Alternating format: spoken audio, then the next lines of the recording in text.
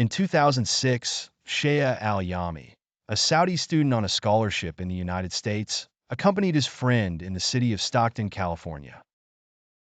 As the holiday break was nearing its end, Shaya and his friend decided to spend their remaining time exploring the city and enjoying its atmosphere, having no clue about the dangers that awaited them. Although Stockton was a beautiful city, it was notorious for its many active gangs. One of these gangs, the Tiger Gang, was the most dominant and ferocious, known for its violent behavior.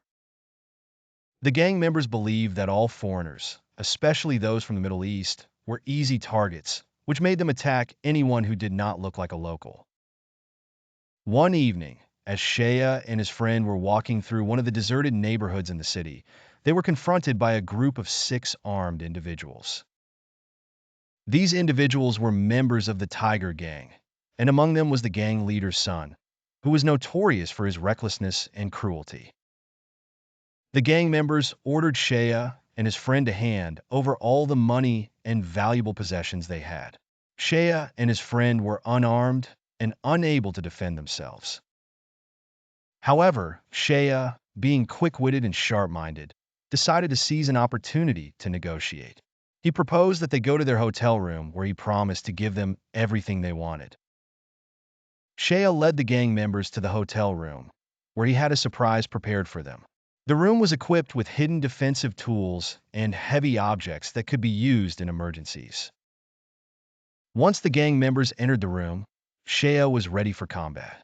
As soon as the gang members stepped into the room, Shaya pulled out a knife he had hidden and swiftly attacked the closest gang member. With a quick and precise movement, Shaya stabbed this individual in the neck, uttering his famous words, "I'm a son of an hour." The rest of the gang members were shocked. Shaya then grabbed the weapon of the individual he had stabbed and began exchanging gunfire inside the room. He had no choice but to defend himself and his friend. Shaya's precise shooting resulted in the death of 2 more gang members. Realizing they were facing an extraordinary opponent, the remaining gang members were forced to flee, leaving Shaya and his friend exhausted and bloodied. Immediately after, Shaya, showing immense bravery, surrendered himself to the nearest police station and reported the entire incident. The case took a complicated legal turn. Shaya underwent a lengthy trial that lasted 4 years, with witnesses being called and evidence being gathered to prove his self-defense claim.